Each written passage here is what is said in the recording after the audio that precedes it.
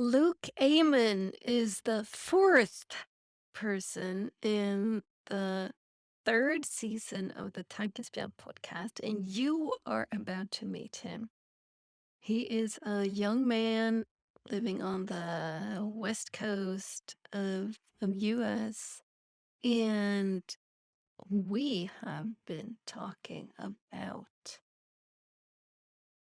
inner selves, about observation or objectivity and subjectivity, about gaming, Pokemon Go, and this, that, and the other thing, the inner ethics committee, inbound marketing, and so much more. In a almost 2-hour meandering conversation, which, I really, really enjoy. And I'm fascinated by people. It is so much fun to do this. So I hope you also have fun when you get to hang out with me and Luke. This is gonna be a little bit weird with the pop filter, I know, but I figured I should keep it off the desk because it doesn't fit completely on the desk.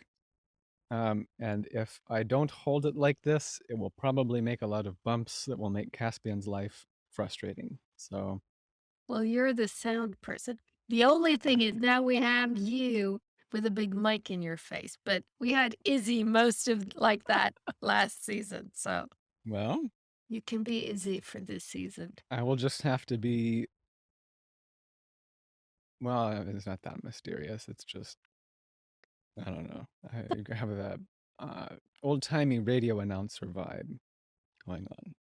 True, true. It's not a vibe that, it kind of suits you. Well,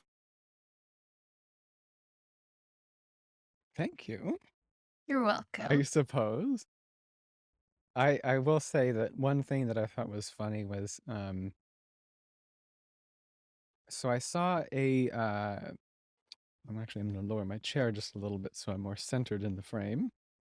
Uh,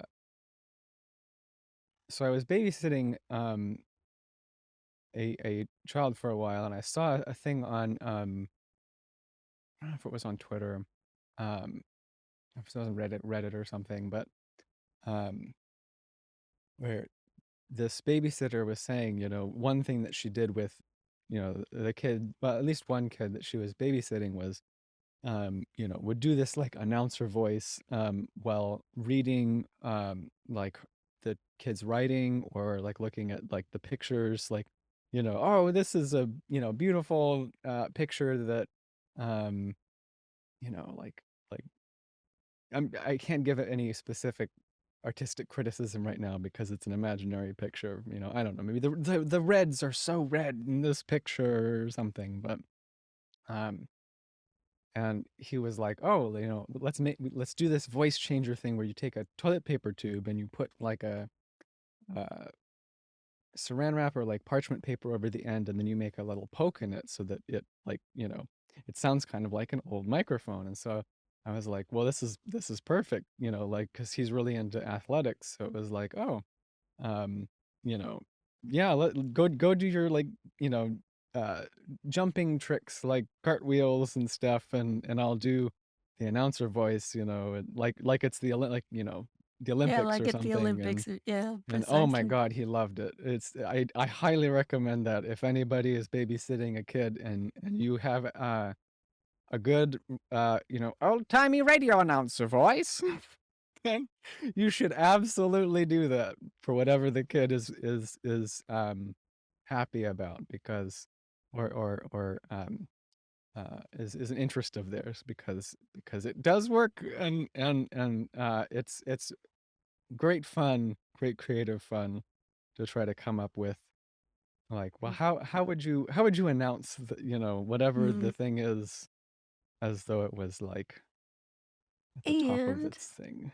I'm just guessing, but from a kid's point of view, wouldn't you feel really seen, you know, for half an hour, however long your Yeah. play went on. It's like you're really there with the kid in a sense, looking, watching, hearing. Yeah, that's a good point. You have to be very, very present so that you are commenting on things that are related to what is going on. Yeah. Uh, yeah, when you say that, that does resonate. That getting distracted compliments where it's sort of vague and general, that doesn't feel the same way as a targeted No. compliment. Mm. So one of the things that, and my oldest was born in 99 and my youngest was born in '04. So smartphones, the iPhone hadn't come yet, right? But Hmm. there were phones and, like iPods and stuff. But the I look at parents with kids, especially kids in prams and strollers, where most kids aren't even facing their parents anymore. They're facing out. But if they're facing their parent, it's like, and I mean, I'm guilty of this, even though I don't have a kid in the stroller. Like you're walking and you're, fiddling with your phone. And here's these kids just kind of looking at you. Or they're on their own phone. Yeah. Which, So is that better or worse? It's like, well, or is it just that it is? I don't know. I don't know. I've thought a lot more about kids with phones than I think, or iPads or whatever, than I think I've thought about parents who are distracted. Well, I have a lot to say about just, parenting, but when it comes to parenting and technology, because I grew up in a time where that was not an issue, that wasn't something that was taking my parents' attention, it was analog crises. So when are you born? Just to make this Oh, really yeah. I 97. 97. Yeah. Yeah. So around the same period of time. Yeah. So it was more analog crises, not social media crises that Yeah. took parents' attention away. So I haven't really thought much That's a about very diplomatic way of putting it, though. yeah, well, yeah. I did an episode with Ayal where I talked about how uh yeah, there used to be a lot of anger, and it's like, well, you get older and recognize like, well, you don't have control of health crises, and yeah, you can control how you respond, but if you don't get a good image from your parent of how to respond to crises, and if you don't get attention, well, then it's kind of difficult unless you have really specifically gone out of your way to learn that skill. Tricky to have that. But when it comes to kids with iPads and phones, and having done some babysitting of some kids, well, I kind of like the term caring. I feel like babysitting is kind of a weird Yeah. term. Um, like I'm Mm. not sitting. I hopefully you're not sitting on them.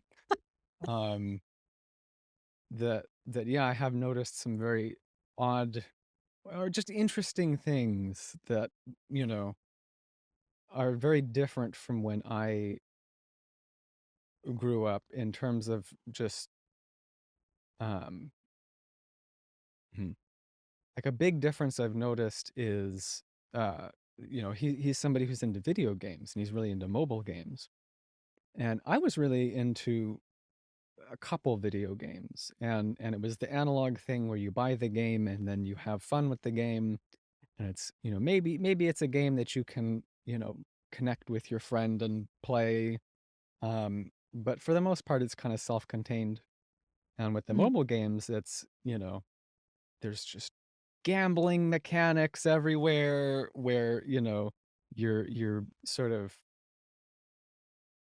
amidst a lot of different techniques to try to hook you, that, if it were for real money, and it kind of is, because you can like buy something that then buys something else in the game that then buys what you really want. So it is for real money, but there's a whole bunch of things that are in these mobile games that are technically like illegal for adults. It's like, well, okay, they've cleverly kind of gotten around the law, um, but just the messaging is very different because it's so social, because there's so much like money is this big thing that, oh, I can skip these levels or whatever if I have money, or even just I can have cool things that show off to other people that I don't have money. And I've just been kind of surprised at how much money is shoved in. Mm, This kid's like 9 and he talks about it a lot. mm, Not just contained in the game, but that's the main thing that he is expressing regret that, he doesn't have as much as his peers. Or but even just random people on the internet, yeah, they're probably but I mean, adults that play the game. this is the thing that has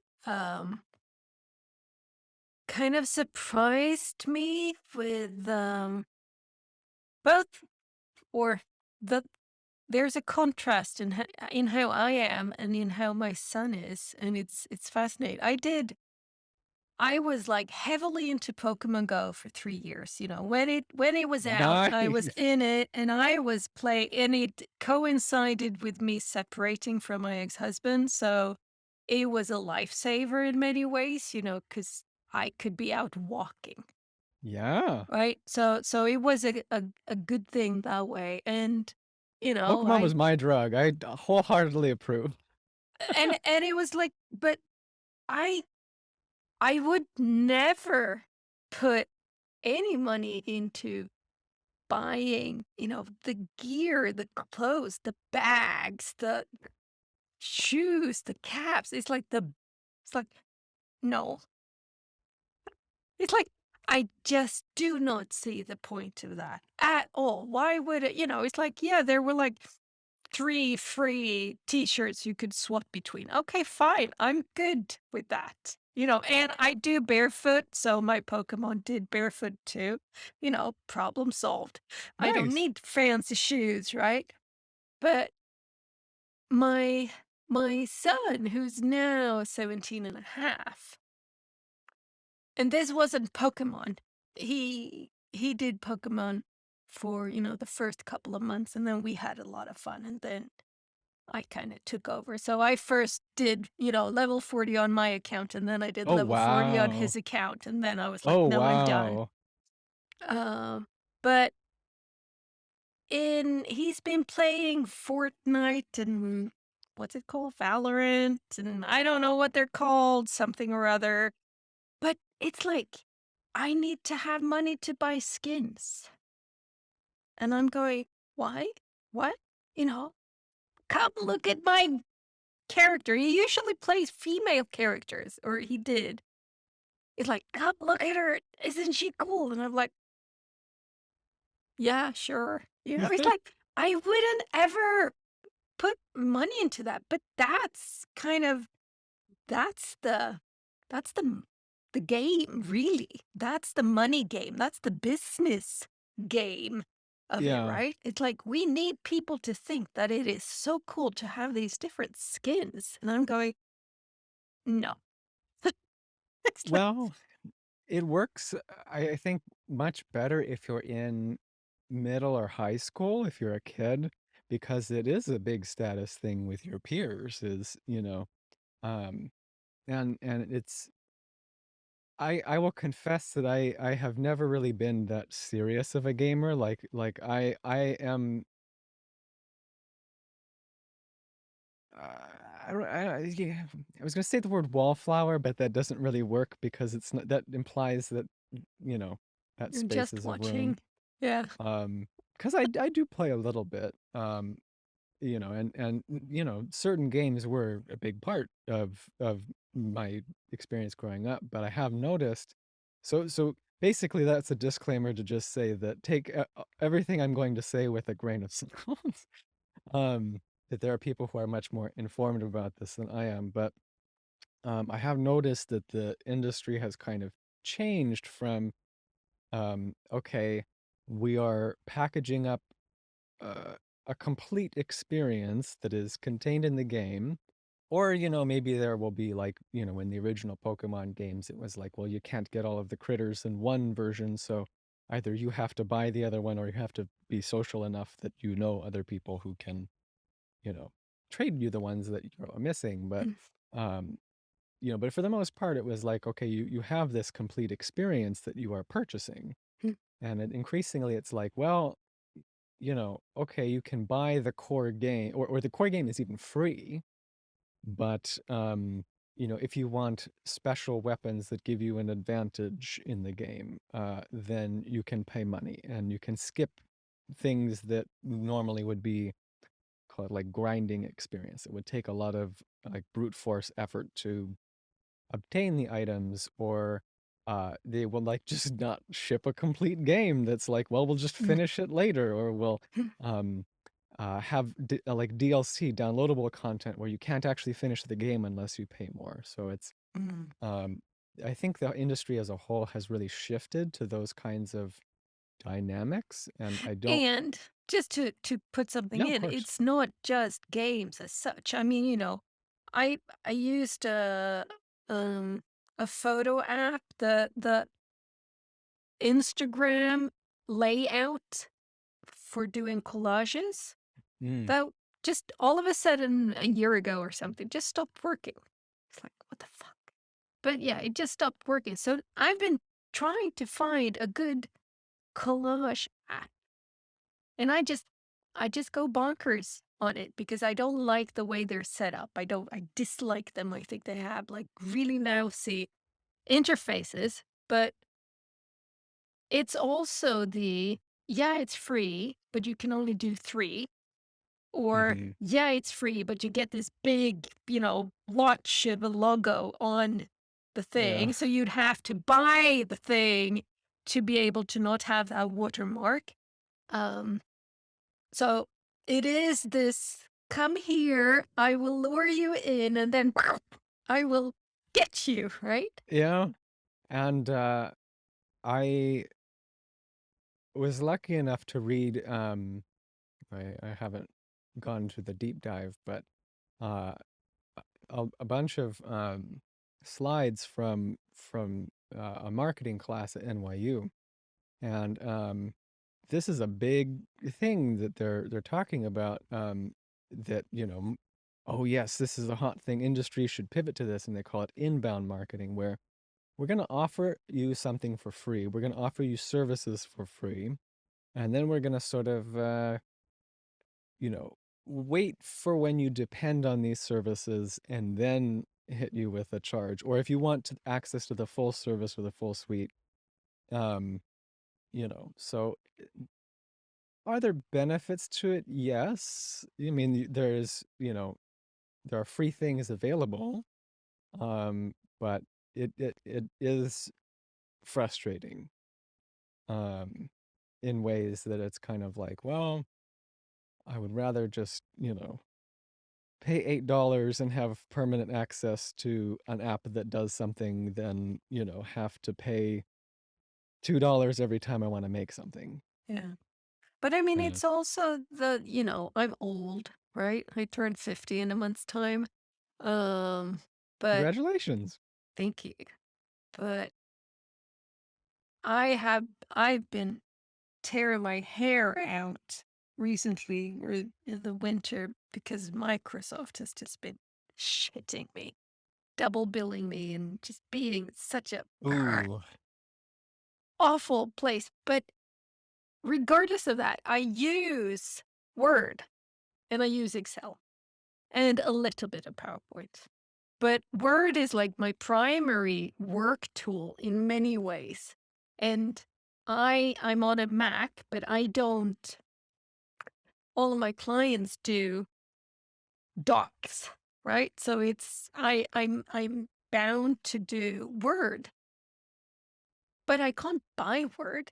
You used to be able to buy Word or, the suite, the Office suite, but now, no, I have to subscribe to it. So I have to do, it's like A a monthly monthly fee. subscription or yearly subscription, this, that, and the other thing. It's like,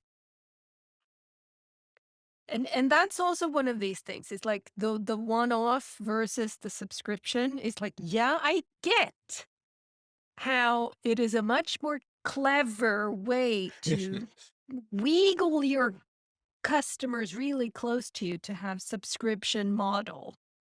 Yeah. And it's like, yeah, Yeah.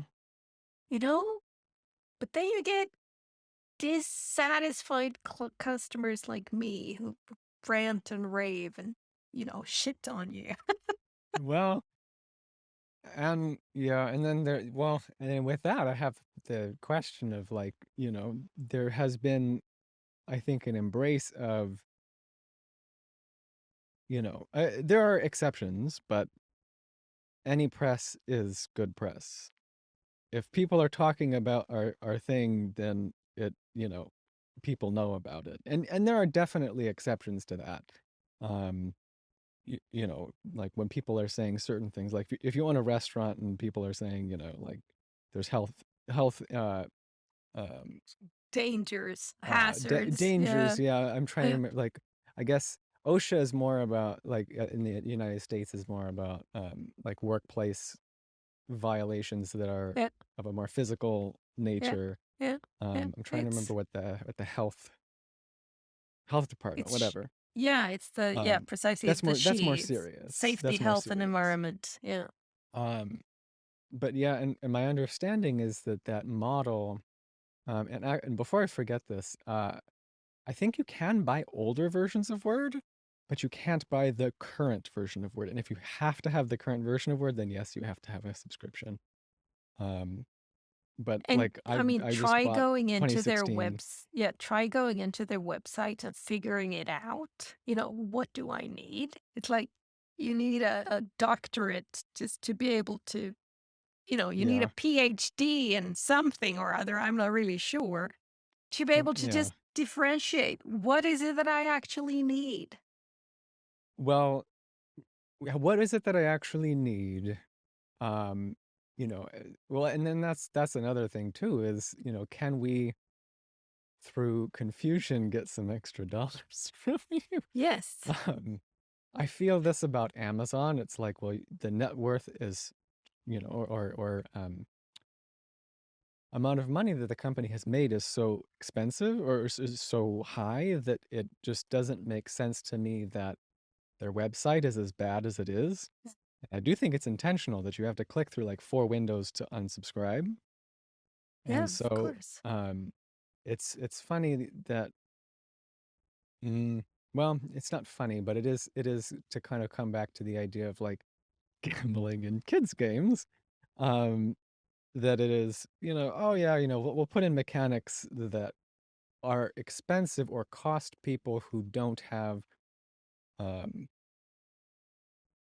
a high ability to navigate through different types of web pages. And like, people who don't have the skills to recognize and ignore gambling mechanics. Um, People who don't have the ability to uh, see money pits, then it's sort of acceptable to go, oh yeah, okay, shoot, that bumped the microphone. I did the thing I said I wasn't going to do. Um, but yeah, that there is this pivot that, from what we're saying, sounds multi-industry to, well, make money however you can. You know, And and not that and that wasn't always somewhat part of the picture, but that we're not going to hide it anymore. no, but it's also this when it comes to this, you know, all press is good press. It's like, yeah, but still, who do I want to be? What does my company want to be? What do we stand for? It's like, what do I want people to speak about me? What Norm saying about me? What's the impression I want people to have? Um, that's somewhere along the lines I've been speaking about the inner ethics committee. My inner ethics committee on Oh, marketing just goes cringe. It's like, no, right? And yeah. and which makes it hard for me to even market with bunny ears anything because my entire system just goes, ah. So I've actually been deliberately saving posts, tweets, blog posts, Instagram posts on Facebook of people who do marketing in a way that feels genuine, generous, without pushing those buttons, of uh, scarcity, of it needs to be quick because Oh, there's yeah. only 3 more days, and like and those just like blinked like neon flashing all over. But so I'm deliberately trying to find the little gems instead.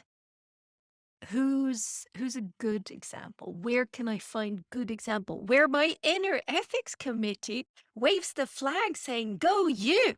We are Right? okay with this. This does We're okay, not. and we're not just okay. We actually like and approve this because there's some, and there's yeah. When you say that you're saving these as examples, is this because you are wanting to imitate the way that they're doing that for your personal brand? It isn't imitating as such. It is I've been speaking about this with Andy, I think.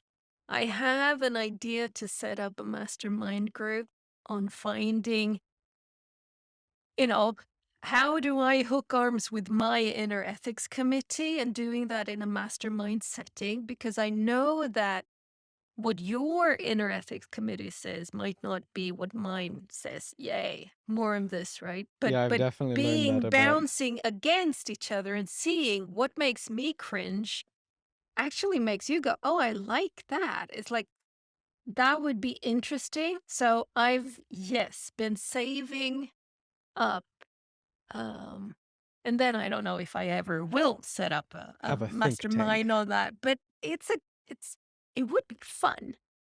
Yeah. And it would be helpful to me because, it just kind of bugs me now and again when I realize that people don't know that there's a book. People don't know that I have this podcast even. People don't know that I have a Patreon for the Tankesbjerg community. It's like people don't know that I coach. People don't know this and that because I don't say it, because I don't want to do it in this cringe way. Then I don't Yeah. do it. This is all very relatable. This is all very relatable. Um, and part of it I think definitely stems from inner ethics committee. I've worked with some marketing people before, and things that are yeah, that are standard have definitely made me go, I don't really want to do that with my stuff. Like, I appreciate that this is industry standard, and I appreciate that this is the way that things are, typically done, but, I'm going to be a difficult client. I'm sorry. Yeah. Part of it has definitely come from an ethical perspective, but part of it also for me has come from how do you package, especially when, like, I feel that this is probably even more so the case for you because your coaching and your podcasts are very personal. How do I take this like multifaceted person and being, and if if it's a conversation, these processes, How do I take these that have all of these different characters and collapse it into something that is a consumable product that is easily understandable by I a group don't. of people or a demographic? Yeah. And yeah, and my answer has come back, I don't. Um, No. I mean, on Twitter, I've definitely done some pandering just to try to get, you know, but then I don't know, well, they go back and forth. But the other issue I've had is I just have what I've been interested in, and even myself as a person has changed a lot in the past 5 years. And so there's also been a fear of like, well, what if I get it really right, you know, and that it accurately reflects myself right now, but then in 2 years I've put all of this work into something that doesn't really reflect me, or I may really not like. And I recognize then that is why you can just rebrand. But um, I really am. But that comes back to inner ethics committee of I don't want to be a hypocrite. I don't want to be somebody who says one thing and then another. But that is also But it's the nature of also learning. the kind of the natural evolution of personhood, because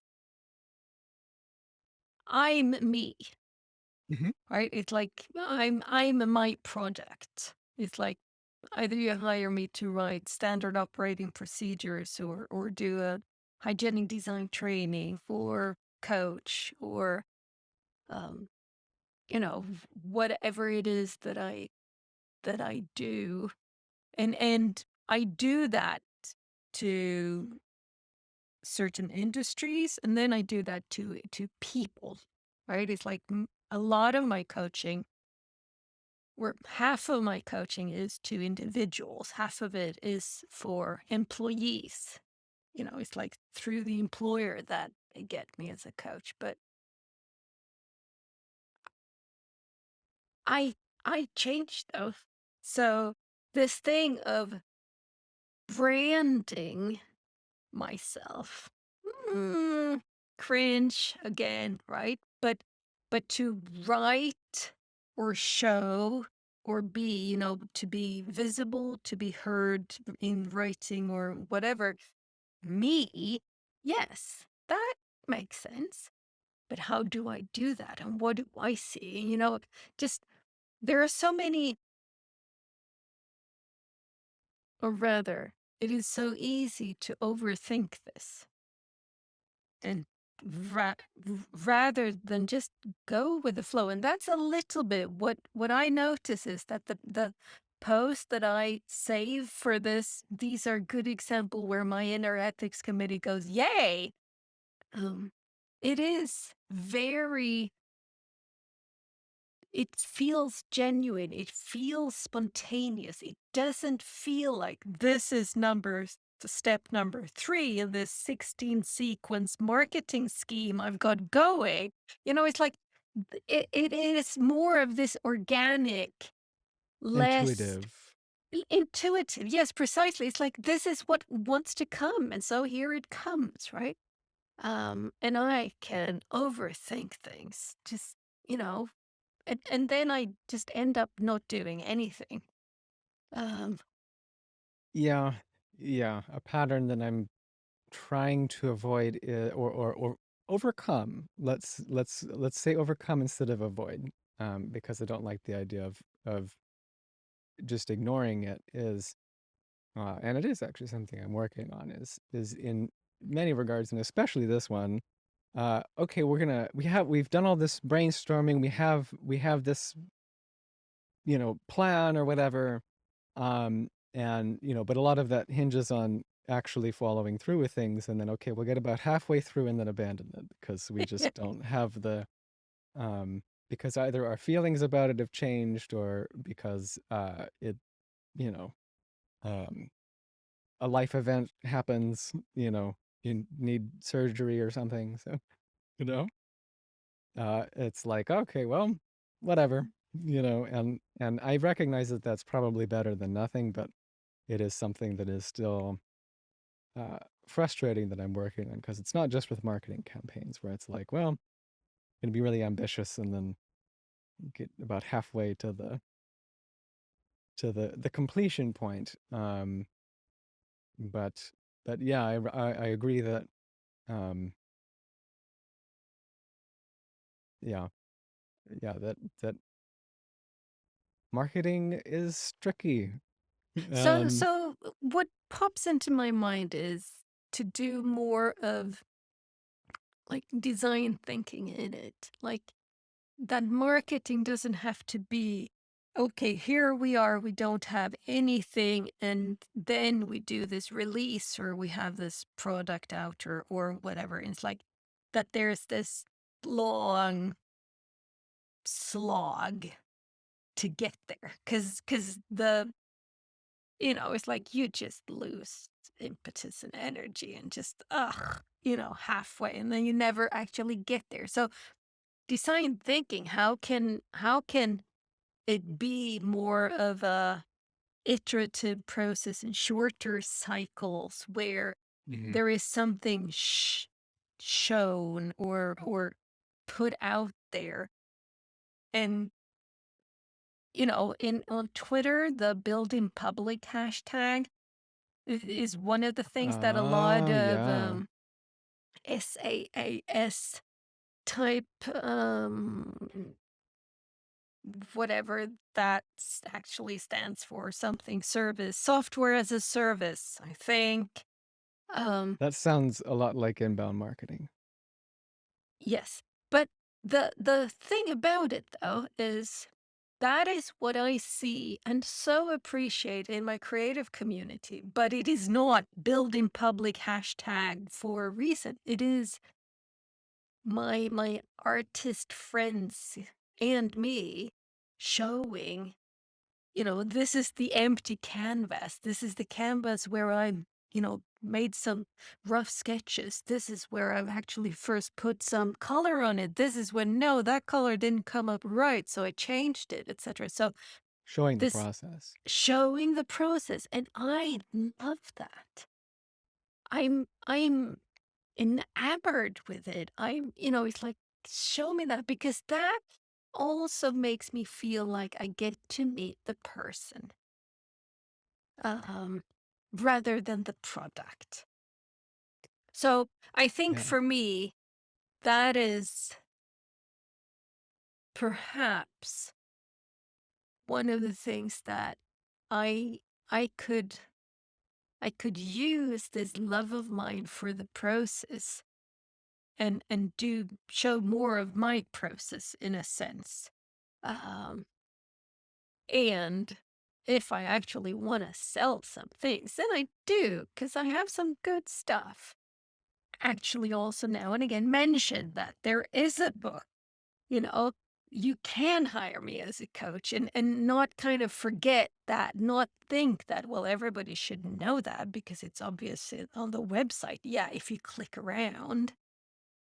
Um, or if you even go to the website, it's like, you is have a there a fancy website? website, but Yeah. Yeah. yeah, yeah, yeah, and mhm.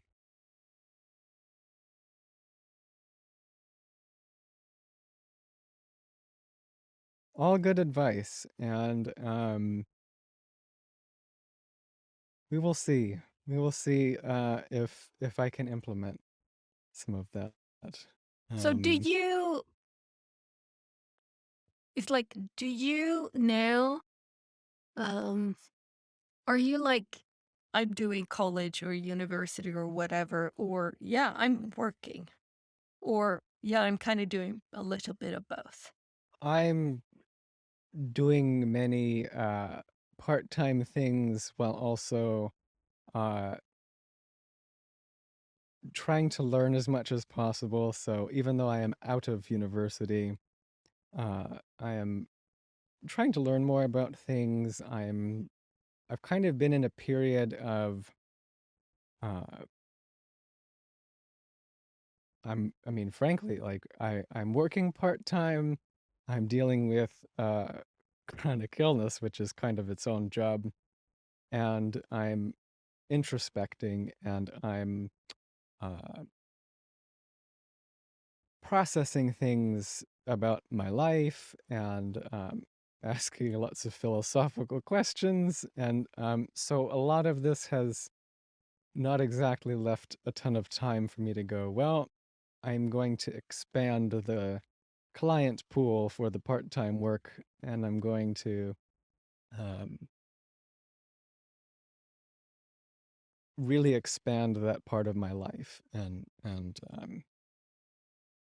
because it, while it has been important, it has also been like, well, you know, the health problems are have an immediacy, and also, I mean, well, mental health is also health, but trying to feel, think your way through anxiety and depression too. So, with pretty good success, I feel like I'm kind of on the other end of that right now. Um, and that, you know, like with the recent surgery that I had, it was like, wow, I really can cope and deal with that. So maybe we do uh, expand some of the other parts of my life that have taken more of a back burner, as I feel like I have uh, found answers that I'm, at least for the moment, content with. So, Mm. mm, Mm. I I just saw a tweet earlier today from Alex Mathers who said something along the lines of like the mental health awareness or discussion, how everything is so focused on mental health. Basically saying that that has caused so much non-mental health, um, that there's been such a big focus on. It's like, again, you get more of what you focus on. So if you focus on the anxiety, on the depression, on what am I feeling now, and that you kind of get into this habit or belief that, I have to squeeze every drop of every anxiety attack I have. It's like, I really have to milk it kind of. It's like, yeah, that will cause some issues for sure. Because for me, I would say that, and preface, I have never been clinically depressed. I've never been really depressed as such. I've had maybe one panic attack in my life, and I'm not that anxiety prone. So, given all of that, still understanding that I didn't have to take all of the thoughts that I have, or any of the thoughts that I have, seriously as truth, has made a lot bigger difference in my life than you need to be so focused on your mental health. You need to, feel into everything you're feeling, because we think that the feelings are, it's like we don't really see the connection that the feelings are signals, and that we're to deal with what they are signaling about, yeah, that tracks. rather than, oh, here's a signal. And we just, Yeah. stick to the signal. It's like, no, the signal is there to make you take another turn. Don't continue down that road. The signal gets higher and higher and louder, and you think, oh, I'm getting closer. Yes, you are. And you're not supposed to. That's kind of what the signal is telling you. This is a bad thing. Um, Well, or your experience of the thing is a bad thing, or or in like lizard brain speak, you should avoid this thing. yeah. Um, yeah, I will say that I don't spend a ton of time. Well, I have to give lots of props to my therapist, because without really explicitly saying that, that is sort of the approach is, okay, so, you're feeling something right now, but like, why? Why? Like, you're feeling this in this situation. Okay, analyze the situation and and understand, okay, so what is the social dynamic going on? Like, what are the different positions? What are the motives of everybody, including yourself, in the interaction? Um, you know, like, what's the pattern of when you're feeling these things? Um, what uh like why do you find yourself in these situations? Yeah. And then the more Yeah. deeper What do you question get is, out of it, really? It's like, well, and what? that's a good question, is right, because Yeah. like if you're uh and there, like, I mean, there are many times that I could consider myself a genuine victim, but like, one thing that has happened a number of times in my past is like, oh, we're hanging around very toxic people, but but part of that has a secondary gain Yeah. of like, oh, well, I'm standing next to this person who's a whole lot worse, and so it goes, well, so then I'm not really that bad, and I don't have to work on these things, and I have this story of, oh, this person did all of these bad things, and they're uh you know like these are the reasons why I can't do XYZ. um and that uh it's anywhere between parents to particularly abusive friends, and I think the defense holds a little bit more water for like genuinely traumatizing events in elementary school, where it's like, okay, we really are a child, versus in you know high school and college, where it's kind of like, no, you're really an adult and you're making your own choices there, and you're very, not consciously, but you're getting a secondary benefit from that. And even in a funny way, it's a little bit like, I mean, it's not really like inbound marketing, but oh yeah, we're gonna provide these services. We're really just helping these toxic people. Yeah. We're not actually getting anything from them, or at least that's what we want to show. Is that It's we're actually not a bad analogy at all. There's a yeah, lot of like, there's a lot you could play with that. yeah. In in interesting ways that could I'm provide the some savior. tankespan. I'm the savior. I'm providing them the tools to do these things, even though there's Yeah. a catch. Yeah. Yeah. Even though there's a And catch. I mean, it is interesting. There's been some drama in my closest family over the weekend, and where there's been a lot of bully behavior. Mhm. And, it's like I can zoom out and I can see that happening. And, I can say, oh, the person doing the bullying is horrible and awful and everything, and I have. But and the one who's on the receiving end, oh, doesn't deserve it and yada yada yada. But beyond that, what is it in the person on the receiving end of the bullying behavior that makes that person receive it?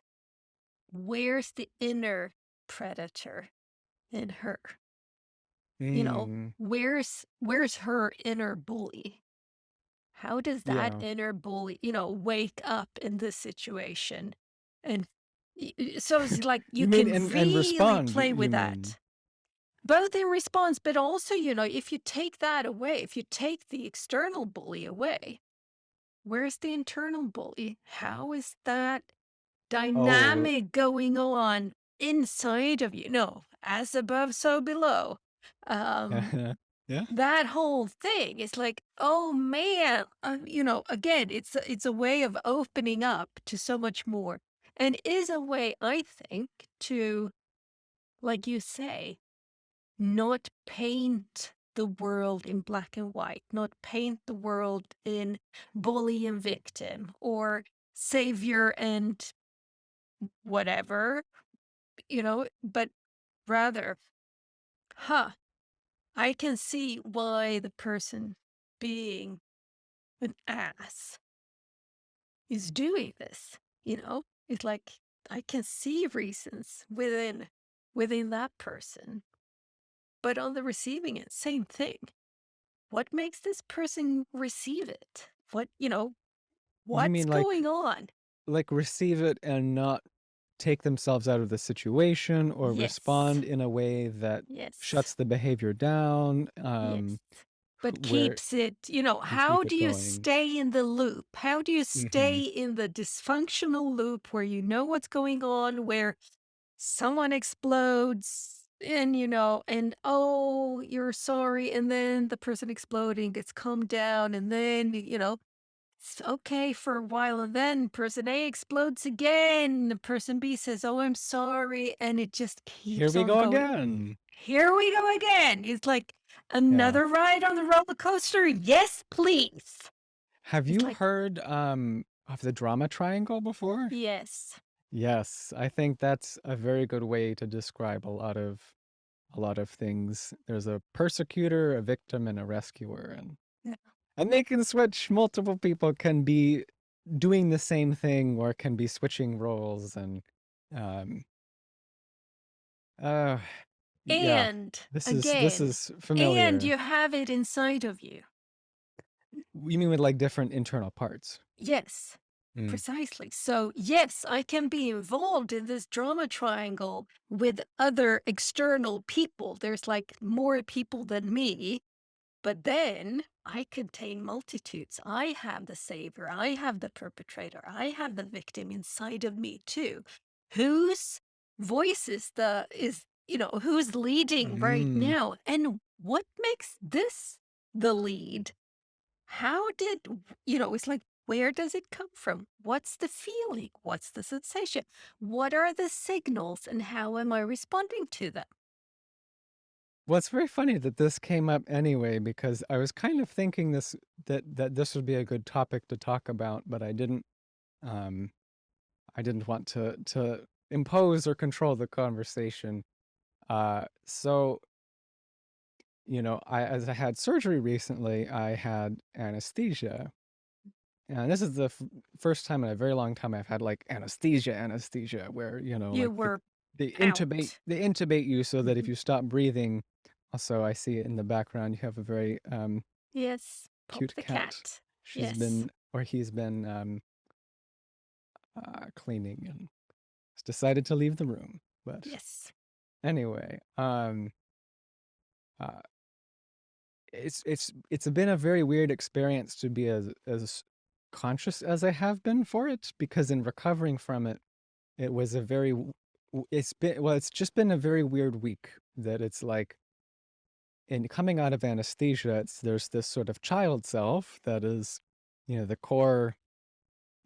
This is who I am as a kid. Like, even like from the very beginning, oh, I'm uncomfortable and in pain, and it's very bright, but there's lots of people here who are, like being nice and helpful, so I'll help them, so that, we can reach mutual goals. Uh, but then like there were more selves throughout time, where like in the car on the way home, it's like, oh, here's this sort of combined self that is taking charge and putting on like deep breathing, like meditation music when like I need to do that, because it's like, oh, the anesthesia is wearing off and we're actually in a fair amount of pain, like, so Mm. we need to deal with that constructively.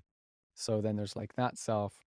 But it's been a very weird experience where I've kind of gotten to re-meet a lot of these inner selves, as it's like they turned the computer that was me off, and then like they turned it back on, and so I have to go through this process of remembering, oh, well, what's it like to be Luke, you Yeah.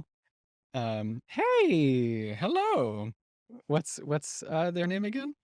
Pop, pop the Pop cat. Pop the cat. He's a frequent visitor on the Oh, podcast. well, I appreciate that. I'm definitely a cat person, so Me too. um yeah. Uh yeah, anyway, so that has been interesting, especially because I have not done internal family systems or any of these things where they put, well, I suppose transactional analysis does put labels on certain ego states, but it's interesting to just be an observer on that and see internal parts and how they're relating to one another. And Um, in the therapy that I'm doing, process oriented therapy, there's it's like all of my inner me's, inner selves get to play if they want to. If I let them, and then Dominic would ask, "And who is that I?" And he just who kind is of that goes I? into, yeah, who's that I who lets them, you know? But also all of my physical body is allowed to play. So if I'm wringing my hands, he'll say, what's there? What's the energy there? And that might also be part of my inner self that I'm like, you know, less in touch with from a verbal standpoint, but it comes out. But I've had a, I've kind of had a view for the past 10 years of having this external observer like looking at me. Uh, so that I can observe myself and experience being myself in the moment at the same time. Yeah, that's not easy. And I've grown into doing that. So I do that quite a lot of the time. And I am now starting to see that the observer is not one character. So it's like it's a schizophrenic experience almost. It's like, man, yes, I do contain multitudes. There's a reason Yeah, for that sentence, and it is very, very true. And now and again, I can look at myself and I can be really harsh and judgmental. Who's that observer? What's that voice? Now and again, I get absolutely Odin. terrified. What's that version? Um, so there's and this again with the inner drama triangle. It's like, yeah, now and again it's the persecutor who's the or the perpetrator who whatever you call him, who's that's in the observer role, you know, passing judgment on me very harshly because I should this and that. Um, so it's been um it's been fascinating and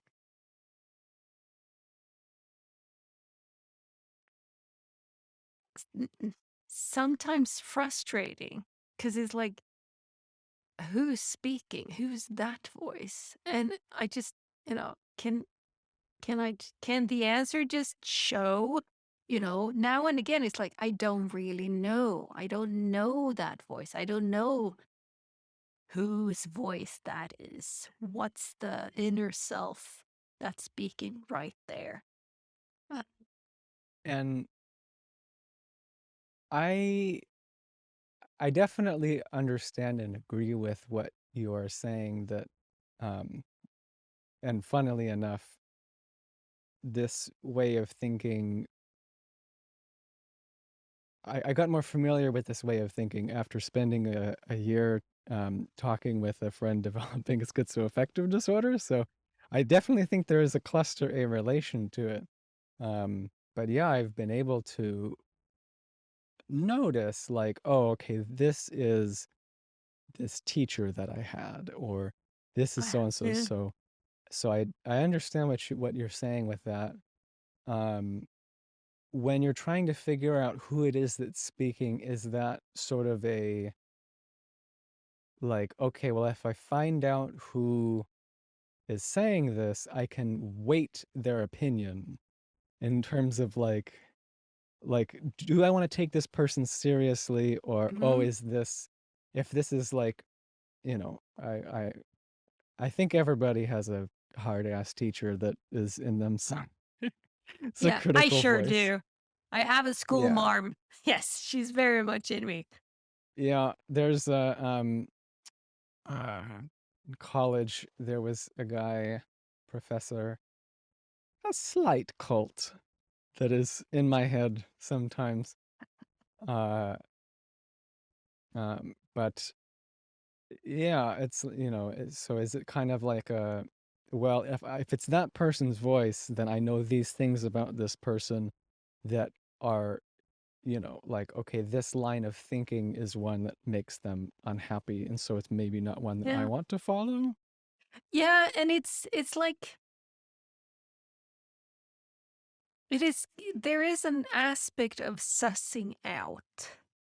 Like, what's the belief of this inner self? What's the belief of that inner self? And seeing how I can, how I hop between them. And then Dominic would again say, and who's that I? Who's that I? Who's that I? It's like, because there is somewhere, there is a meta me that kind of truly is just there. And it's like, it is life force somehow. It's like it isn't identifiable, I think. At least not to me. It's like it's not graspable. It is Yeah, fluid or ephemeral or just there. too complex to like to like really perceive as one whole. Because Or as something that can be boundary, that can be described, that can be that could be packaged defined. for the consumption of a consumer base. No, I'm trying to bring it full Yeah. circle. Yeah. Anyway, uh, But it's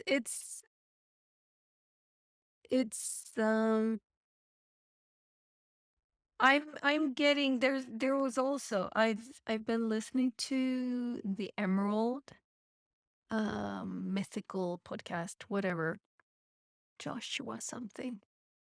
Um he has an episode on the forest that is absolutely stunning.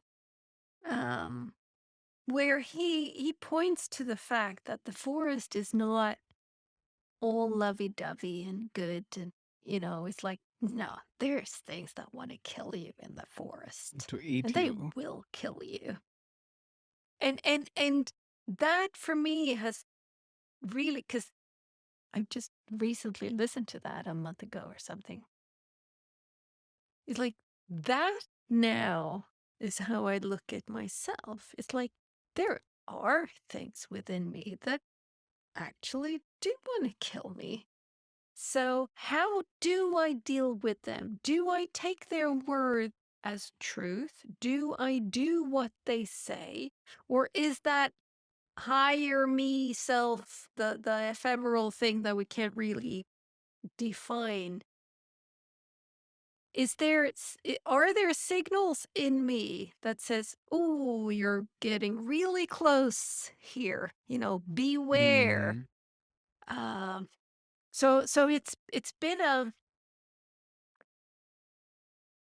it's it's been a process for me where I probably used to look more binary at myself, that there were aspects of me that were bad and aspects of me that were good. And if I can work through the bad stuff, then everything in me will be good.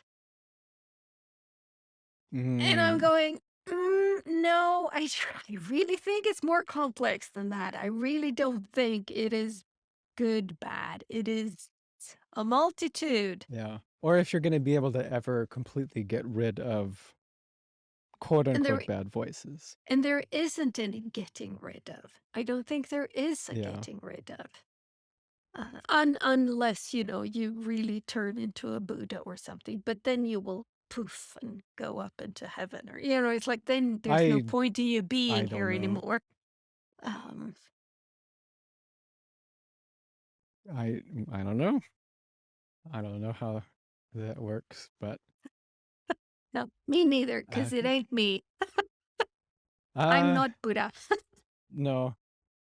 Um, what can I say? Oh,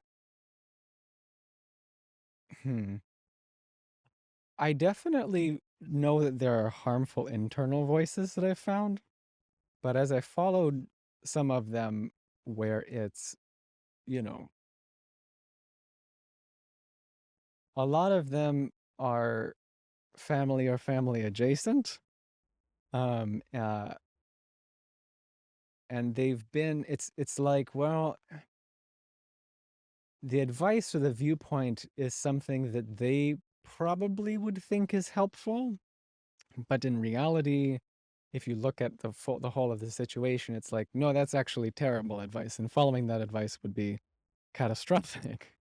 Uh, I mean, I think that there are definitely things that want to eat you, but not necessarily, or at least in my experience, not necessarily because they genuinely have animosity, but is more because it's like, well, I'm hungry, or I'm metaphorically hungry, like if it's, um, I like Gabor Mate's in the realm of hungry ghosts, I think is what it's called, and in that way, it is like, the ghost Yeah, if you're too wants close to to them, be. yes, and they are hungry, yes, they will try to eat you. It's like they're Yeah, not hunting for you, yeah, maybe. we want to be on drugs. We want to embody you Yeah, or whatever. It's kind yeah. of like it's somewhere between. Well, if we're gonna come back to inbound marketing, uh, I think I'm being helpful, but I'm really just feeding myself, Mm, and it's at the expense of the conscious person, and mm. which is why, like, I thought it was really interesting when you know, started like listen when I was listening to this friend who was developing schizophrenia, and I was like struck. I was like, it well, schizoaffective disorder, there is a difference, but it was like, oh, it's interesting that these folks don't have like good voices that have taken over their lives, where it's like, you have this inner cheerleader that's like, yeah, But yeah, but yeah. maybe they do. It's just that they don't turn up in the in the hospital system because their lives just work because there's this inner cheerleader that takes on the life of them.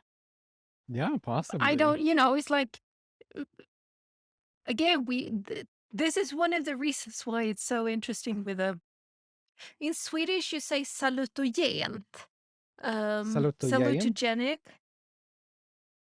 Is that what it's called in English? Salutogenic. It's like, you You tell know, me the name of the word. It's not one that I've heard.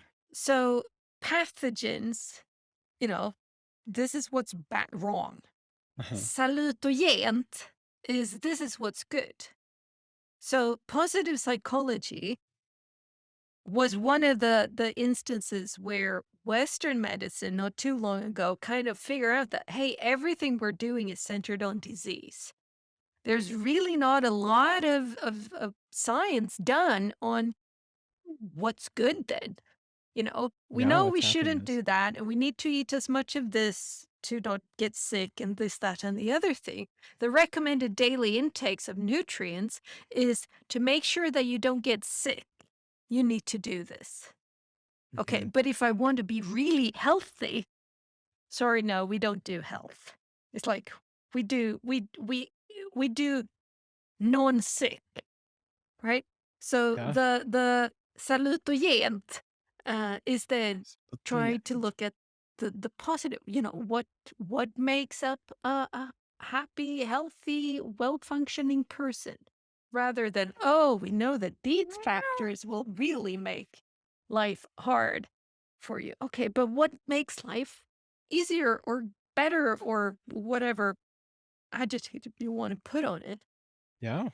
This is a conversation you should definitely have with IL, because when I talk about a lot of mental health related things, he definitely has opinions that are in that court of like there is a dearth of positive psychology definitions of mental health. There's a lot of, well, how do we rescue you from the pits? Mm. I mean, it's really how do you rescue yourself from the pits?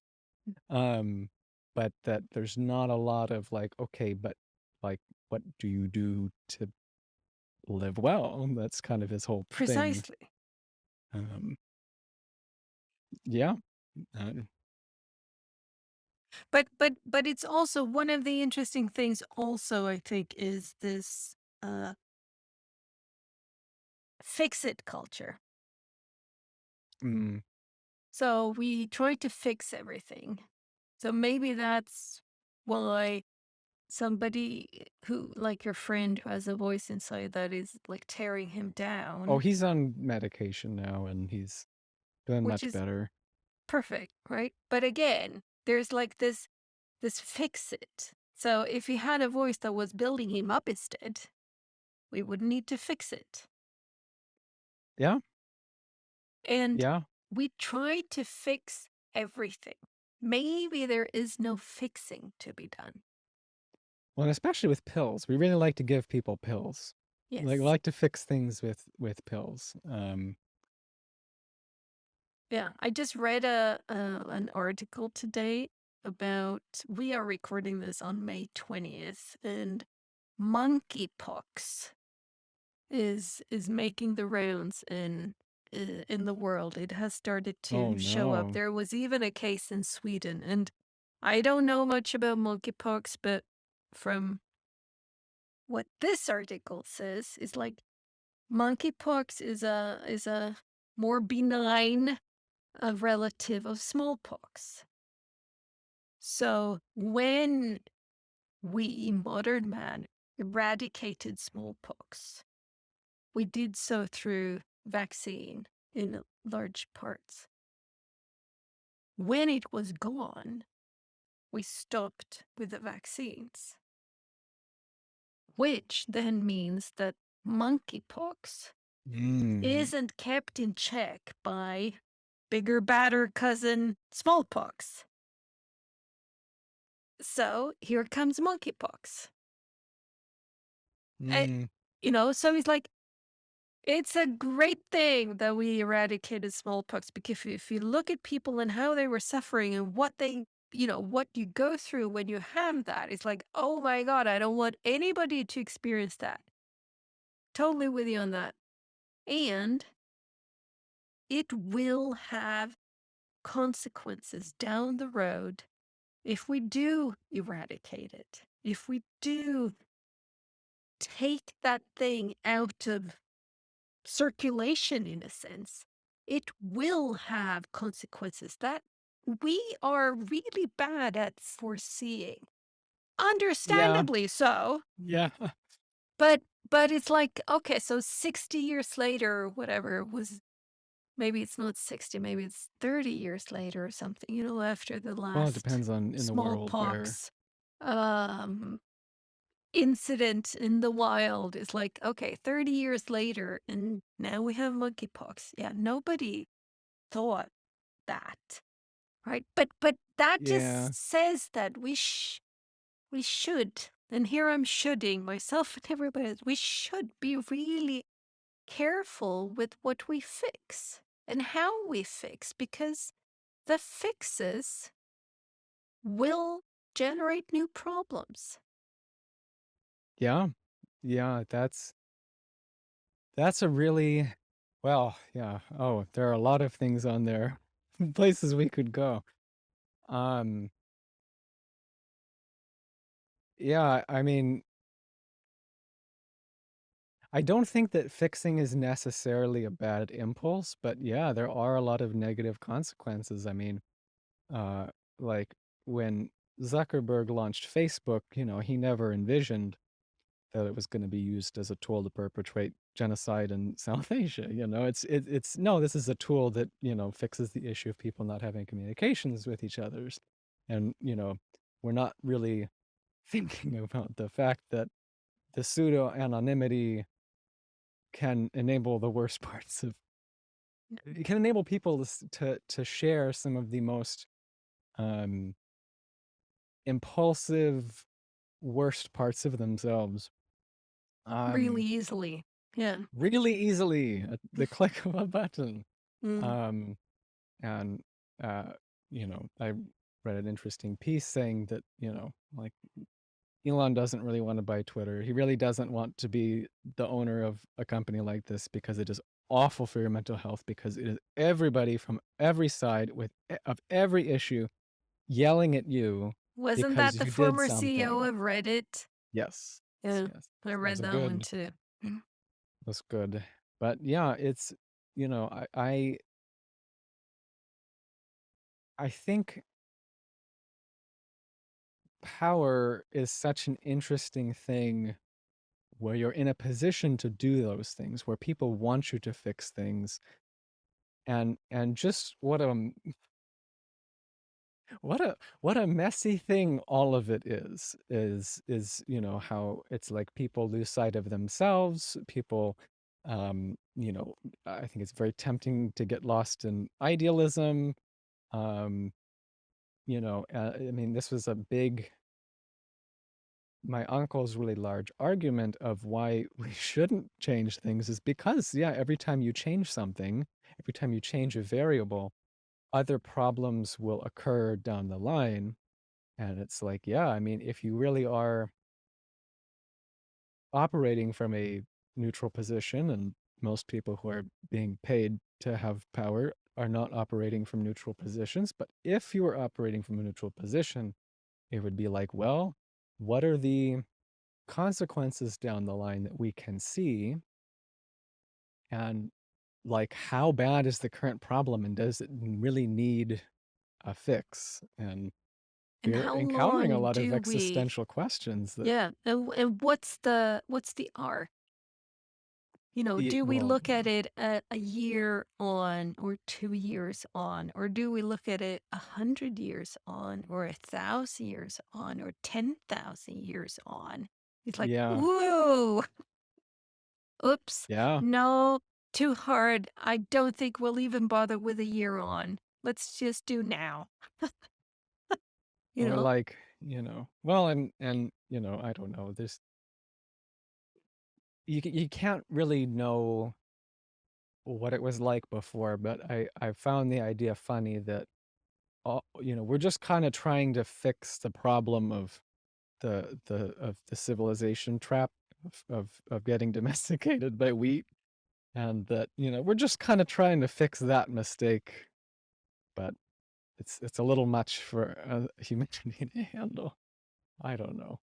um but but yeah, I mean, even medically, like so I have some toenail fungus, and I Mm. went to a doctor to treat it, and I've had issues with antibiotics before where, okay, so this can cure some of the most lethal bacterial infections, but now they're finding like, oh, but if you take antibiotics, then you're going to have a higher rate of obesity. And now they're, at the forefront of immunology, is like, oh, well, it might have negative consequences for your immune system. And so I met with this guy to, the idea being to fix the toenail fungus, and oh, it turns out the topicals aren't great. We want to give you basically a fungus bomb that destroys all of the fungus in your body. And I kind of said to him, well, like, so I mean, there are these issues that they found with antibiotics, you know 60 some years afterwards. I mean, there's a bunch of microbiome research going on. Do you think Yeah. that in 15 to 30 years that, you know, they're going to find some of these same things about the fungicides? I mean, he was very diplomatic, but was like, well, I can't really see 30 years in the future. So do you want the pill or not? And I think I'm going to say no, because it's not Well, worth it. I mean, like the last time I had antibiotics, it was like, oh, now I have issues digesting like yeah. onions and garlic. And I Yeah. really like onions and garlic. So, Yeah. And they're really good for you. But yeah, if you've killed off the bacteria in your gut that deal with them, yeah, yeah, it's going to cause you problems. yeah, yeah. Oops. The But that environment kind of needed the environment that we lived in. Whoops, we didn't mean to kill all the animals and no, no, fauna and precisely. It's plants. like we didn't see that Uh, one coming. No. Um, and it's well, like, some people and did, yeah, but kind of relatively too speaking. late. Yeah, too late, Kind too too late. I late mean, anyway. But I mean, and I am not technology averse. I'm not invention averse. Um, but I yeah. have gotten a greater I have gotten a greater understanding for how fuck awful little we know and how bad we are at seeing the longer arcs, at even pretending that we can consider all possible consequences. Like, no, and we don't even try. And I've been doing risk analysis for the past 2, 3 years in the Oh, I'm project sure that I'm that's doing. interesting. Ugh, I really don't like it. But Oh, we have started to do it in a way that makes me feel like there's some value to it because it can be a lot of waste of money. So again, what's the questions you ask? How do you open your mind so that potential ideas that pop actually have some that that that there's a place to put them. It's like you threw out all of these balls in the air, wouldn't do a risk analysis. Okay, great. What this do could we do happen. with them? How do we Mm. where do we catch these balls and where do we put them? What's the next step for these? How do we manage this? And we've been it's like I'm not as anti risk analysis that I was before, but my anti-ness is in large part due to the fact that it's hard. Because it is And, hard. you know, somewhat impossible in certain views. I mean, you can insure against certain things, but I think it's I mean, just from and I haven't done risk analysis. It just seems like like it's very difficult to future proof things and it's very difficult to envision unforeseen scenarios. I mean, um it's like I mean, we're also just in an era of like, okay, nobody really, well, again, some people saw COVID coming, but most people didn't see COVID coming. Most people, well, yeah, you just don't prepare for things to go a certain way. And, um, like I watched there was like a PBS Frontline about, it's called The Power of Big Oil, and talking about how, in the 70s, Exxon hired a bunch of scientists to basically figure out that global warming was happening and uh, just buried the papers and denied it for a long time. And, something that was striking early on was like, oh, well, they actually were working on solar back then. They were working on nuclear and maybe geothermal, but don't quote me on that. Um, and that they ended up closing down those branches and then, just doing what we know happened now, which is denying it and trying to make more money and merging and all of these things, um, funding misinformation. But, you know, there is an argument to be made that it's like, okay, well, if they found that out at that time and they put all of their money towards these other things, another company would probably have done the same thing, you know, And would there have, goes the inner ethics committee again. well, right. And then, so interethics committee is like, well, what do you do about that situation when you're there? And you can do the noble thing and go out of business, but that's not really what you're hired to do. Mm, And precisely. I don't, and then of course then you have to, you know, have some systemic criticism of things overall, and um that is a whole other topic of how do you set like priorities that are not defined by something like money or resources because that's generally how things get done. How do you value something that you like a future that you don't know if it will happen or not? That's yeah, I don't know. I don't know. I used to think it was more straightforward, but it's like, you know, But I mean, just it's implement communism, it'll be fine because that's yeah, worked before. yeah, You or know? not. But Um, it's interesting to hear you then say that you were actually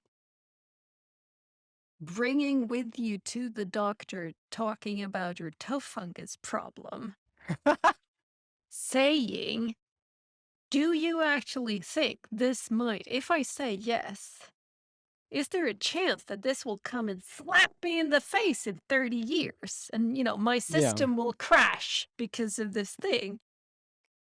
Or, I might just have to endure a whole bunch of unpleasant things that I don't Yeah, well, yeah, I have some idea based on the current experience of things yeah, that can happen, but, yeah. um, But you I mean, know, it's yeah, it is I'd rather just have ugly fascinating. toenails,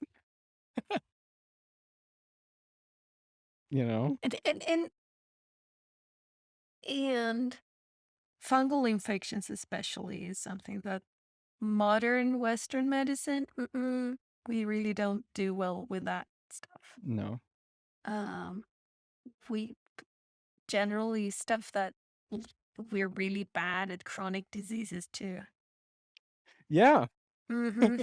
Uh, Uh, hey, we know that this thing is where we think that this thing like plugs this port or opens this port in the immune system, or yeah, we think that it's doing something to mess around with things. Let's throw you on this drug and see what happens. And yeah, if it works, then great. yeah, And if it yeah, doesn't, then let's unplug that pathway and shove a plug in another pathway. yeah, yeah. And the use of cortisol. Um, I think that's what it's called, cortisone in Swedish. That's a stress hormone, Not cortisol. cortisol, cortisone. Wait, what's cortisone in English? I'll just rapidly Sure, sure, no worries. I get will take a it rapid up. drink of water and You bite of a do. bagel. I will just see. Uh, cortisone is cortisone. Yeah. So, Is that a steroid? yeah. Hmm. Which we throw at that is like the magic bullet for a lot of Western medicine where we really don't know what's going on. Let's put some of that in. You have pain in your knee? Yeah, we don't really know. Let's just inject you with some Give you some cortisone. steroids. Give you some. Precisely, right? And the function, what it actually does, why it alleviates pains and this, that, and the other thing is a mystery. We don't know. We really don't know this. This is a drug that's been used for a long, long time. It's like a legacy drug. Penicillin kind of. Penicillin, we know how it works, though. Oh, So it's like, but it is like you say. It's like we have no clue. Let's put in some cortisone. yeah. Let's put you on See some if that steroids. That works. will probably work it out. And we do it for a lot of the chronic stuff, a lot of the, if you have asthma or allergies or, it's like, let's put some of that in because it lowers all of the responses. thing. Yeah. Yeah. Yeah. Yeah. It's and I don't remember exactly how I phrased it, but I will just phrase it in the way that I Yuval Noah Harari did, because that's where I picked it up from, is the idea that, yeah, that, like, we're very good at manipulating things without understanding them. Like, 'cause you don't have to understand something in order to manipulate it, but then what's gonna happen? We'll see. And Oops. yeah. Yeah. Yeah. So I don't know. It's not a very fulfilling conclusion to come to, that well, we're in the dark about a lot of things, but um, I don't know. But but to actually to do, I don't know, close the loop, I'm not certain about, but the thing of it is, though, that maybe this is part of part of the acceptance of what is accepting what is, rather than trying to fix it, rather than Really? finding the cure or avoiding, which is also a type of fix. Yeah. Um, right? So it's like, so This maybe there is is at least a part meander back to some of the stuff that we've gone through. Yeah. I mean, I think this whole conversation is very, stoic about, like, well, let's be careful about attaching value judgments to things before we see how they play out. Um, Or be aware that you are. that you are attaching value judgments. Yeah. Yeah.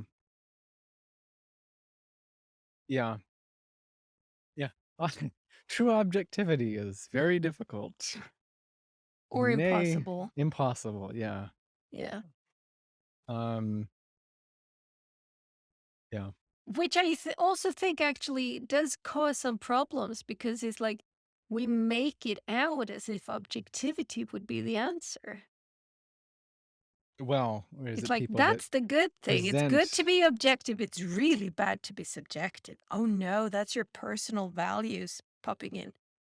Yeah, they are there because nobody is objective. It's like it's like you'd have to, like strip yourself in of, like, order. ego? Yeah, of like everything that makes me me, I would have to stop to be able to be objective.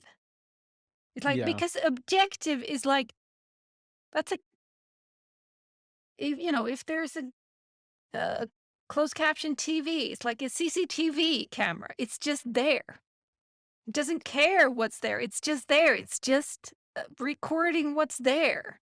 It doesn't write the stories. That's It doesn't our write the job. story. Doesn't. It's like, it's just, I'm just, wide angle. I'm just here. Just here. Yeah. Well, that's not So, people. Because I will look there. Something's going on over there that I'm missing. Then I look there. Oops. Now it is like, yeah, we're so screwed. it's just the title but of the conversation. No, no, But no, it's no. kind of fun. Oh, Um, I mean, it is what makes it fun to be alive. well, yeah. Well, yeah, novelty is the spice. Yeah. Um, although I do sure like my familiarity.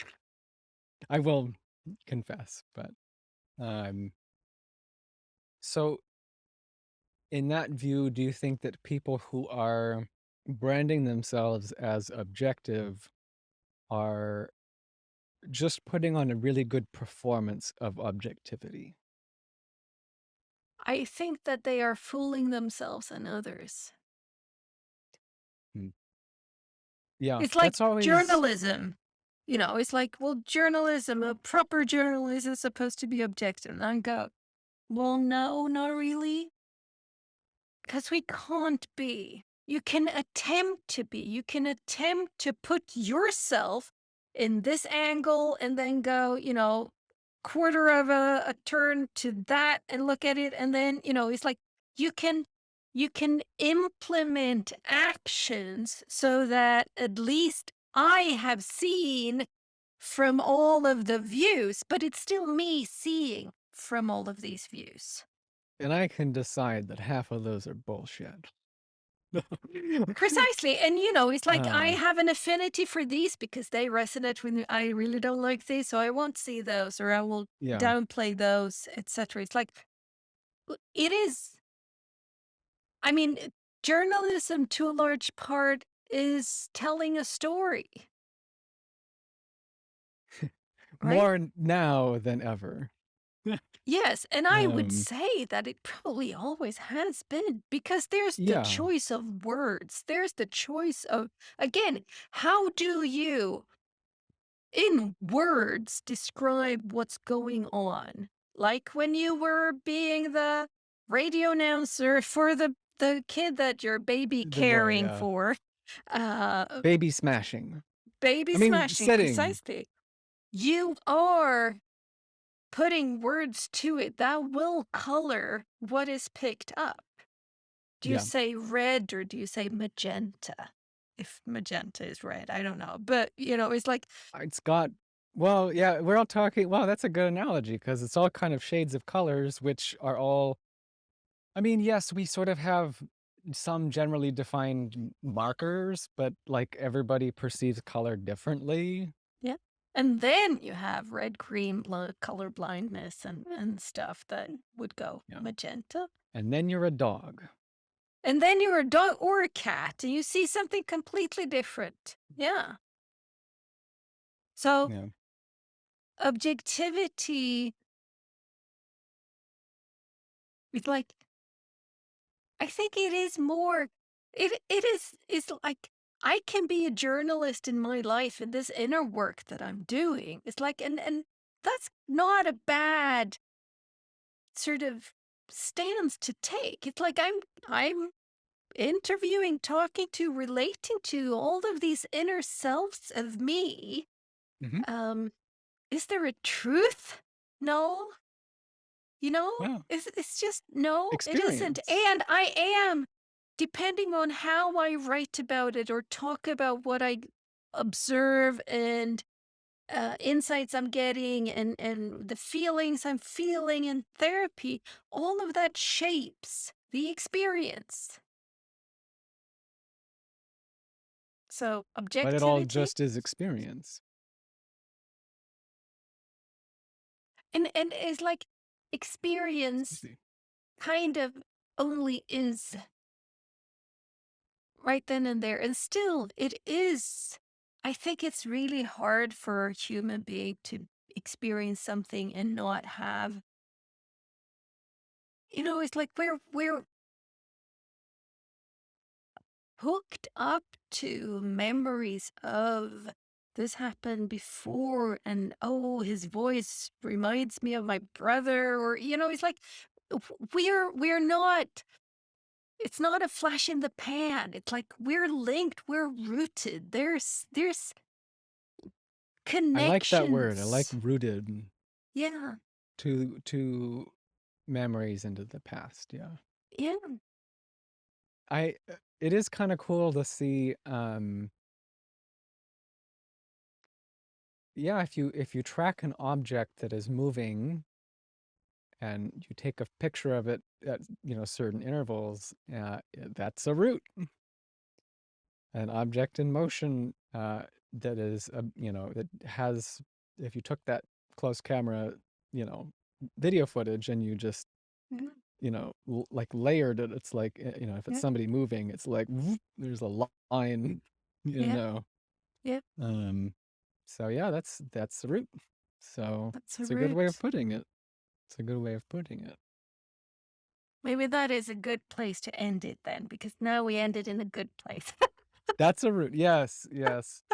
But let's not Yeah. leave people totally dejected thinking that Okay. we're Yeah. totally screwed. It's like, no. Well, yeah, sure. Let's end on a positive note. Let's wrap it up. And put a bow. So if we bring it back to sort of like the marketing thing and the marketing challenges and not wanting to irritate, the inner monitor or whatever, the morality monitor, what you were saying about sharing the process of things, sharing just experience, maybe that is a compelling way to organically market without um, at least morally offending yourself. Uh, Morally offending myself. That is hilarious. Yeah. I yeah. think I've done that a couple of times. It doesn't feel very good. No, and what's always fun is when, well, it's funny, and it's funny to look back on it as, there's times I've been really mad and I want to, smash something or, cut, like, I, yeah, like I want to do something like this and then going, like, I'm not gonna George Washington chop down the tree because we don't take life unnecessarily. So, we're not gonna do that. And then that part of you that's really angry is like, but I need an outlet. I need to like be violent right now. It's like, well, we need to find a different way to do that. Maybe we Yeah. can like throw ice at the ground or something Yeah. like that. So you feel like you're breaking something. Um but yeah, it morally offending yourself is not offensive. No, and um and I'm, kind of what I'm thinking is that the thing that I'm looking at when I think about my inner ethics committee and marketing and right, ethics inviting committee, that's the people, it is a little bit like this conversation and all of these conversations. It's like they start somewhere, and I have no idea where they're going. You have no idea where they're going. They go. And sometimes they stop and turn around and go back. It's like "Eep." Yeah, it just U-turn. is. And how maybe that is what after having spent like 20 years in the pharma industry working with quality management systems where everything is so Oh, freaking so you know rule. Yes, I about do. medicine. Oh my. I've been preaching to the choir. Yes. And it's like it there's something inorganic to that way of being. There's something very constructed, like it's manipulated. It isn't the way that things are. A conversation like this is the way a conversation is. This is how relating is. It's like it's like you say, We there's want the same roots. There's outcome every time. precisely. Which is, again, there's a reason for that because you shouldn't be afraid of going to the store and buying some aspirin.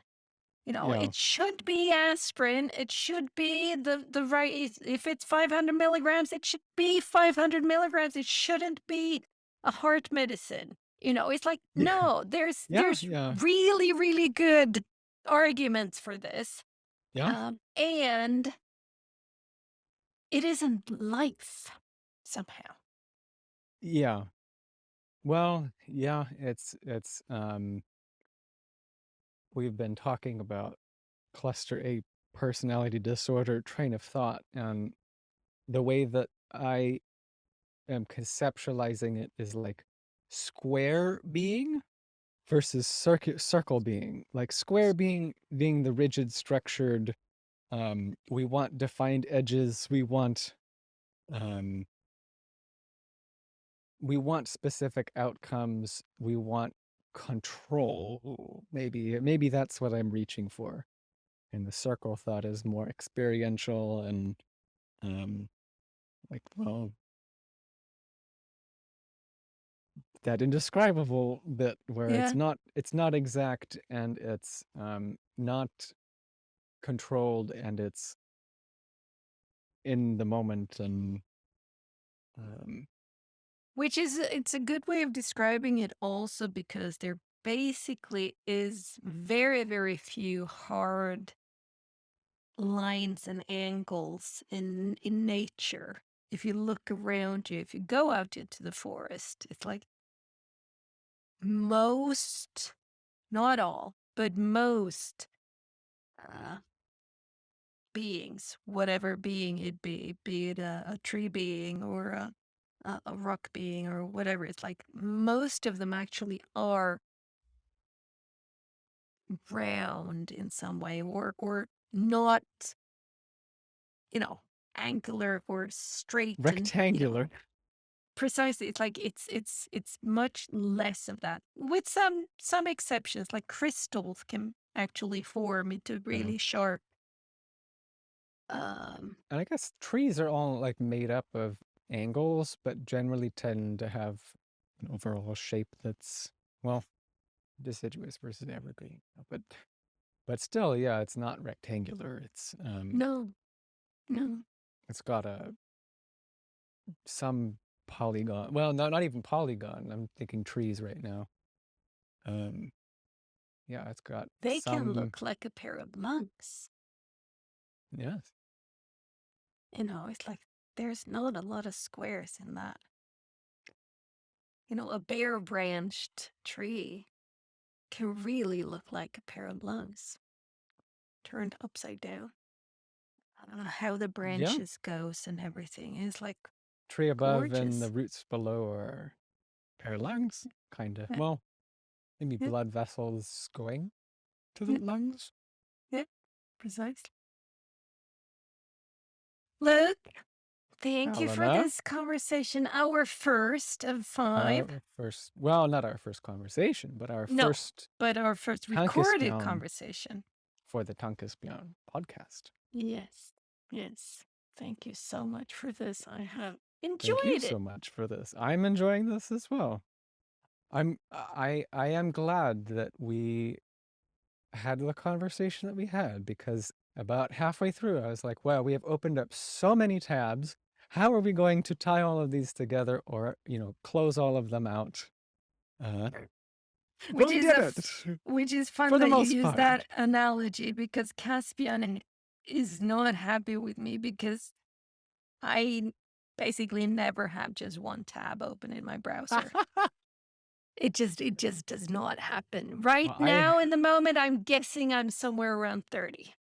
I've lived with folks with ADHD and I am comfortable for the most part sidebarring. I do like consistency. I like finding a way to wrap it all up. I really do. But I've gotten through having to live with folks with ADHD. I've come to more of an appreciation for uh, sidebar or like many open tabs thinking or conversations. So, uh, which can be really fun if you don't mind never coming to a topic. But Precisely. it can be just fun to, you Yeah. know, Yeah. bubble back and forth on And just, and if just to kind of, if I look at a podcast, most of the podcasts that I listen to, at least, or that I find interesting, is like there's a lot of interview structured or monologue or a story is to be told and it's told this way. And then there's a few like Tankesbjörn where it is just a conversation without a proper beginning and end, without the this is the, pit stops, this and this is where we need to get to. It's like, no. to connect all the And dots. yeah, and I really enjoy that type of conversation. So it's no wonder that this is what Tankesbjörn. Well, I have enjoyed it. Good. Well, see you around. See you next conversation. And yes, I'll also see you around, but Yes. of course. But Luke, is it Amen? Yes. Good. I will. Once you drop off, I will do the little preface to our conversation. I just wanted to make sure that I had the right name Of course. or the right pronunciation. Yeah. No, you got it. Um, you get fun with it. Aymon. Aymon. Amen. Yeah, You you could go have. French. You can go Irish. You could maybe even go German. I think that spelling is German. So Uh, Aymon. and so, how do you say it? Aymon. Just the Amen. way you said it. You had it Luke Aymon. right. Yep. Yeah. So, I'm American. American. Yeah. Yeah, that's fine. Defaults. Um, well, you enjoy the rest of your day. It is You as well. almost 9:30 here, so my day is soon to finish. It's 12:26 here. So it is part way over. Yeah, but you have a half a day left. Good, Half a day left. I will do my best to enjoy it. good. I will send you an Experientially. email to set up next conversation, but Sounds good.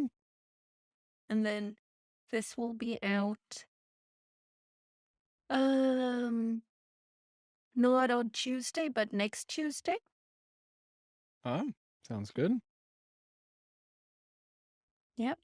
So we're getting And I look forward to listening to the other speakers. yeah, I have just been a little bit preoccupied as of late, so I haven't gotten around to it, but I'm curious. good.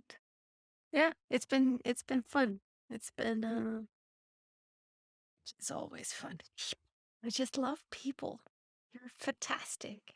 I was listening to a Buddha's by the Roadside podcast yesterday just to put myself in the right headspace. Oh, cool. And I think it is one where you actually said the exact same thing. I just love people. Yeah. Um, I can tell you which one it is because it's probably Yeah, still it on the was spot. one that was released. 29. Yeah, it We try was 11 questions from Tim Ferriss. oh, that was the one. That one was so interesting to do. Yeah. Uh, Dominic just totally shut down all of Caspian's thoughts on it's like, well, I think that's a what's weird the question. context? Yeah, I'm precisely. It's like not doing my context, context. So right. I really started to What's the understand that. context? Yeah. And we were like, just answer the question. I'm not doing a very good South African accent. I can do Australian and British. It's very hard for Yeah. me to do South African, Yeah. but I can't do Dominic either. African, South African. Yeah. Yeah. Anyway, Anyway, well, now that I'm done impersonating Dominic poorly, sign off. sign off. Bye, my friend. Goodbye. Bye, See you Pop. around. He's over there on the chair. I realize now that since you have headphones in, he's not been able to hear any of my meowing. No, he hasn't. So I've just been I meowing have. like a weirdo. Okay. Very cool. Well, until next time. See you. Bye. Goodbye. Goodbye.